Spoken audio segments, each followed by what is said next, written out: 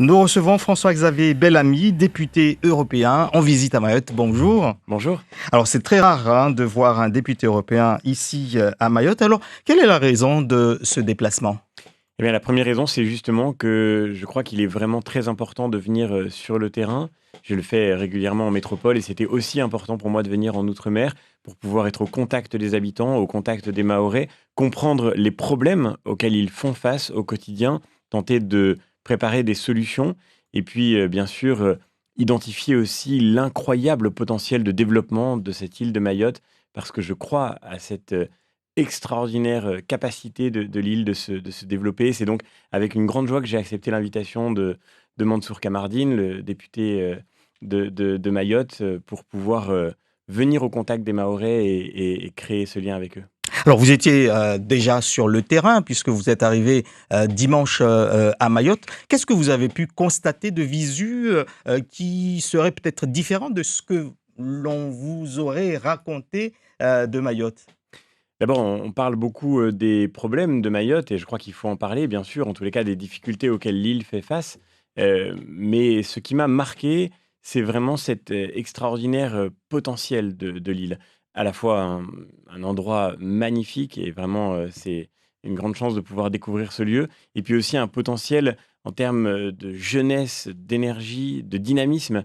Hier, on a consacré une journée à la question de l'éducation. J'ai eu la chance de pouvoir échanger avec le recteur de Mayotte, de visiter une école à Cagny. Et à travers ce travail sur la question de l'éducation, eh bien, nous voyons bien à quel point il faut investir dans l'avenir de Mayotte. Mayotte, c'est le département le plus jeune de France, avec du coup, évidemment, un travail immense à faire pour développer les capacités, les talents, les qualités qui permettront à l'île de rayonner encore longtemps. Moi, je suis professeur à titre personnel, c'est mon métier. Donc, c'était évidemment une chance particulière pour moi de pouvoir aller au contact des enseignants et des élèves dans cette période évidemment très difficile, marquée par l'épidémie de Covid-19, mais aussi avec tout le travail de développement qui est fait aujourd'hui, aussi bien avec le rectorat qu'avec les élus locaux.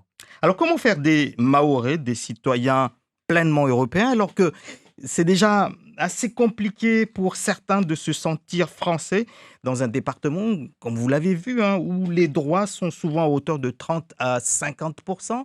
On se dit qu'on est finalement français peut-être à 30 et 50%, alors que on nous demande également d'être pleinement européens. Alors, il faut évidemment que les 2 aillent de pair. Je crois que le point le plus important, et c'est le grand message que je voudrais partager avec les Mahorais au cours de cette semaine de rencontres, c'est qu'il n'y a pas en France de citoyens de seconde zone et Mayotte, c'est la France. Et il est absolument fondamental que la France, que l'Europe puisse être présent ici à Mayotte pour faire le travail qui est attendu par les citoyens et garantir que, effectivement, leurs droits les plus essentiels soient reconnus et respectés. Et je crois qu'aujourd'hui, les Mahorais portent sur leurs épaules le poids de beaucoup de nos impuissances collectives. Il y a évidemment cet énorme défi qui est la question migratoire. C'est une question pour la France, c'est une question pour l'Europe, parce que notre impuissance à protéger nos frontières, elle fragilise toute l'Europe, mais elle fragilise aussi particulièrement ceux qui sont aux avant-postes des frontières européennes, et c'est le cas bien sûr de Mayotte. Aujourd'hui, Mayotte fait face à une pression migratoire immense. Cette pression migratoire, nous ne savons pas la gérer. Elle n'obtient pas de réponse satisfaisante. Et lorsque nous n'arrivons pas à maîtriser nos frontières, eh bien, ce sont les citoyens qui en payent le prix fort. C'est exactement ce qui se passe à Mayotte. C'est l'un des sujets sur lesquels il faut évidemment qu'on puisse travailler pour garantir que demain, nous allons enfin maîtriser correctement nos frontières de manière à éviter le déséquilibre profond causé dans toutes les politiques publiques, ici en particulier à Mayotte. Justement, des élus et beaucoup de Mahorais souhaitent que l'île intègre l'espace Schengen. Pour eux, ça peut être une des solutions, puisque les personnes régularisées pourraient comme ça circuler, ou en tout cas, les frontières européennes seront vraiment au niveau de Mayotte pour mettre en place des politiques de lutte contre l'immigration clandestine, entre autres. Pourquoi est-ce que ce n'est pas possible aujourd'hui et que pourrait faire un député européen pour que Mayotte fasse partie de l'espace Schengen? Moi, je voudrais alerter les Mahorais et les élus sur le fait qu'aujourd'hui, si nous faisions entrer Mayotte dans l'espace Schengen dans la situation actuelle, nous rendrions la vie encore plus difficile à Mayotte parce que nous attirerions encore plus d'immigration illégale. La première des priorités, c'est de garantir la maîtrise des frontières contre l'immigration illégale. Et que peut faire l'Europe là sur ça? Parce que sinon, je termine juste ce point, Mhm. sinon évidemment, il est très clair que depuis les Comores, depuis l'Afrique d'une manière générale, l'envie d'aller à Mayotte sera plus forte encore pour pouvoir ensuite passer dans le reste de l'Europe. C'est ce que j'ai vu sur ces questions d'immigration illégale. Je travaille beaucoup depuis, nous travaillons avec tous nos collègues de la délégation française du PPE depuis des mois maintenant. J'ai été aussi en Grèce, j'ai été sur les îles grecques qui sont face à la Turquie et qui vivent elles aussi cette aspiration à entrer en Europe, une immigration illégale massive de gens qui viennent là parce qu'ils ont la certitude de rentrer dans l'espace Schengen. C'est évidemment un très grand danger. La première des choses à faire, c'est de maîtriser nos frontières. Je vais avoir l'occasion de rencontrer tous les acteurs de ce dossier, le préfet, la police aux frontières, de rencontrer tous ceux qui travaillent sur le front de la lutte contre l'immigration illégale. Aujourd'hui, nous avons beaucoup de choses à faire évoluer. Et notamment, je pense à notre réglementation. Nous avons une réglementation beaucoup trop compliquée qui ne nous permet pas de raccompagner efficacement, rapidement dans leur pays, des gens qui ne sont de toute évidence pas éligibles à l'asile, par exemple, ou à un titre de séjour en France ou dans un pays européen.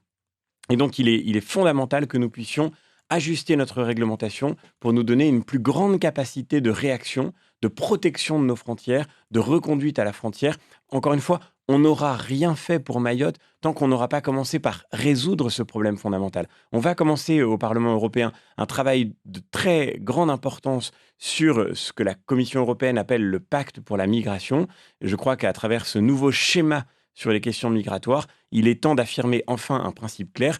Personne ne doit pouvoir rentrer en Europe s'il n'y a pas été légalement autorisé. Et c'est évidemment ici que cela commence, à Mayotte, puisque Mayotte, ça n'est pas encore l'espace Schengen, mais Mayotte, c'est évidemment la France, c'est l'Europe. Et donc, la frontière de l'Europe, elle se trouve évidemment à la frontière de Mayotte aujourd'hui. Alors, on entend pourtant plus parler de Lampedusa, on entend plus parler de ces îles grecques, mais un peu moins de Mayotte dans les discussions européennes. Pourquoi? Et est-ce que ça pourrait changer cela? Bien sûr, et c'est la raison pour laquelle je suis venu à Mayotte. Et moi, je viens aussi pour pouvoir, en revenant à Strasbourg, à Bruxelles, dire à nos collègues, j'ai été à Mayotte et voilà quelle est la situation. Parce que beaucoup, en métropole, beaucoup dans les institutions européennes parlent des questions migratoires de manière très abstraite, avec de belles intentions, avec de belles idées, mais sans se rendre compte qu'en réalité, la situation actuelle n'a rien à voir avec une forme de générosité, c'est seulement de l'impuissance. Nous ne savons pas maîtriser nos frontières. Ce que nous vivons à Mayotte, ça n'est pas de l'accueil. Les personnes qui arrivent à Mayotte, malgré la générosité des Mahorais, elles ne peuvent pas trouver une place où vivre décemment. Et c'est normal parce que la pression est trop forte, parce que les nombres sont trop importants. Et donc, il est absolument fondamental que je puisse dire, en venant du terrain, de la part des Mahorais, qu'il est temps de mettre fin à cette impuissance qui est le ferment de toutes les violences de demain. Parce que l'insécurité que l'on connaît à Mayotte, les tensions, les violences, elles naissent aussi justement de cette immigration qui n'est pas maîtrisée. Elles naissent de cette situation d'impuissance généralisée à laquelle il faut mettre fin pour garantir la sécurité des Mahorais d'abord, et puis ensuite leur accès à tous les droits normaux auxquels ils doivent pouvoir accéder. La santé, l'éducation, les infrastructures avec des routes qui fonctionnent. Tout cela, évidemment, suppose que nous soyons présents, suppose aussi que l'Europe soit capable d'investir aux côtés de la France, aux côtés des Mahorais, mais il faut d'abord, pour commencer, mettre fin à cette impuissance sur les questions migratoires. C'est évidemment un sujet absolument clé.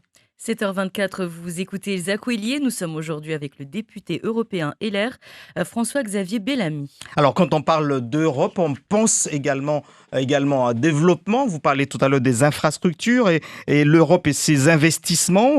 On peut penser aux fonds européens. On pense surtout à l'agriculture et à la pêche ici à Mayotte. Mais le cas des pêcheurs et des agriculteurs mahorais n'entrent peut-être pas dans les mêmes normes que ceux des grands Européens.